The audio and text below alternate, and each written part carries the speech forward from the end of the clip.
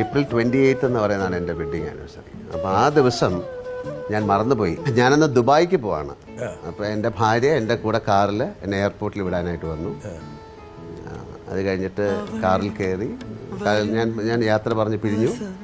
ഞാൻ എൻ്റെ ലോഞ്ചിൽ ഇരിക്കുന്ന സമയത്ത് എനിക്കൊരു ഫോൺ വന്നു. ഫോൺ വന്നിട്ട് പറഞ്ഞു, ആ ബാഗിൻ്റെ ഉള്ളിൽ ഞാനൊരു കാര്യം വെച്ചിട്ടുണ്ട്, ഒന്ന് നോക്കണം. ഞാൻ ചോദിച്ചു എന്താണ്? അല്ല അത് നോക്കൂ എന്ന് പറഞ്ഞു.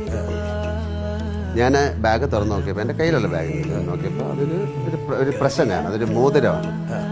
ഞാൻ ഈ മോതിരം എടുത്ത് നോക്കിയപ്പോൾ അതിൻ്റെ കൂടെ ഒരു കുറിപ്പുണ്ടായിരുന്നു, ഈ ദിവസമെങ്കിലും മറക്കാതിരിക്കുക, ഇത് നമ്മുടെ വെഡിങ് ആനിവേഴ്സറിയാണ്.